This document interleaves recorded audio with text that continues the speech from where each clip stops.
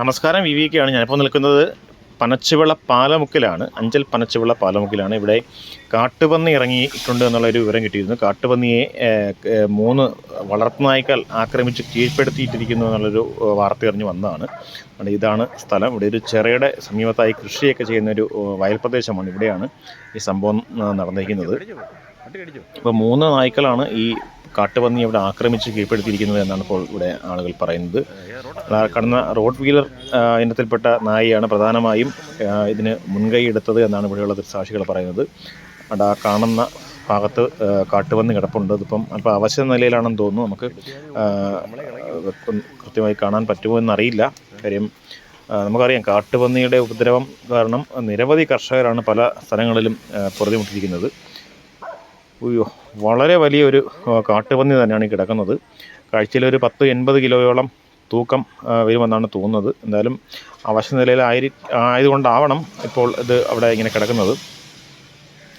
എന്തായാലും ഈ 3 നായ്ക്കൾ ചേർന്നാണ് ഈ ഇത്തരത്തിൽ ഈ കാട്ടുപന്നി ഇവിടെ ലോക്കാക്കിയിട്ടിരിക്കുന്നത്. ഇപ്പോൾ നിലവിൽ അഞ്ചൽ ഫോറസ്റ്റ് ഉദ്യോഗസ്ഥരെ വിവരം അറിയിച്ചിട്ടുണ്ട് എന്നാണ് പറയുന്നത്. ഫോറസ്റ്റ് ഉദ്യോഗസ്ഥരെ വിവരം അറിയിച്ചപ്പോൾ അവർ പറയുന്നത് ഇപ്പോൾ പഞ്ചായത്തിൻ്റെ അധീനതയിലാണ് ഈ പന്നിയുടെ ഇങ്ങനെയുള്ള കാര്യങ്ങൾ വരുന്നത്. അതുകൊണ്ട് പഞ്ചായത്തുമായി ബന്ധപ്പെടാൻ പറഞ്ഞിരിക്കുന്നു. അപ്പോൾ പഞ്ചായത്തുമായി ഇവിടെയുള്ള ആളുകൾ, നാട്ടുകാർ ബന്ധപ്പെട്ടപ്പോൾ ഈ പന്നിയെ മയക്കുവെടി വയ്ക്കുന്നതിന് വേണ്ടി ആൾ വരും എന്നാണ് അറിയാൻ കഴിയുന്നത്. പക്ഷേ ഈ സംഭവം നടന്നപ്പോൾ 1 മണിക്കൂറിൽ പുറത്തായിട്ടും ഇവിടെ ഇതുവരെയായും യാതൊരു വേണ്ടപ്പെട്ട ഉത്തരവാദിത്തമുള്ള ആരും വന്നിട്ടില്ല എന്നും ഇവിടെ ആളുകൾ പറയുന്നുണ്ട്.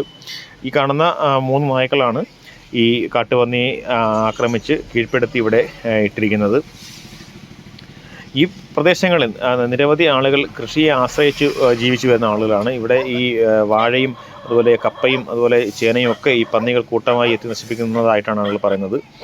ഈ പന്നിയെ നമുക്ക് കണ്ടാൽ തന്നെ അറിയാം, നല്ല സൈസുള്ളൊരു പന്നി തന്നെയാണിത്.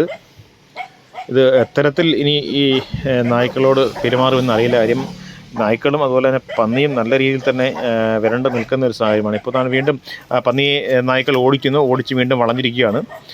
ഇത്രത്തോളം ഇപ്പോൾ ഈ കാണുന്ന റോഡ് വീലറിനും ചെറിയ രീതിയിൽ പരിക്കേറ്റിട്ടുണ്ട്. അതിൻ്റെ ഒരു ഭാഗത്ത് ചെറിയ മുറിവ് പറ്റിയിട്ടുണ്ട്. എന്നാലും അത് പിന്മാറുന്നില്ല. എന്തായാലും നല്ല ധൈര്യത്തോടു കൂടി തന്നെയാണ് ഈ 3 പട്ടികളും ഈ കാട്ടുപന്നി ഇപ്പോൾ ഇവിടെ ആക്രമിച്ച് കീഴ്പ്പെടുത്തി ഇവിടെ നിർത്തിയിരിക്കുന്നത്.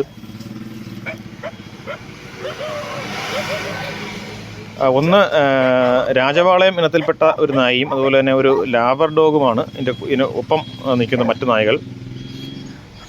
ഇപ്പോൾ ഈ നായകൾ ഇവിടെ ഒരു മതിലിന് സമീപം ഈ പന്നിയെ ഓടിച്ച് ഇവിടെ കയറ്റിയിട്ടുണ്ട്.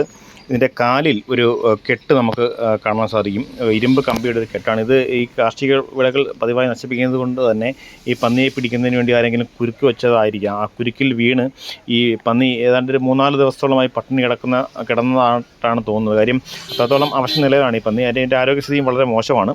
നല്ല പ്രായമുള്ള പന്നിയാണെന്ന് തോന്നുന്നു. കാര്യം അതിൻ്റെ ശരീരപ്രകൃതി കണ്ടാൽ തന്നെ നമുക്ക് മനസ്സിലാകും, നല്ല പ്രായമുള്ള പന്നി കൂടിയാണ്.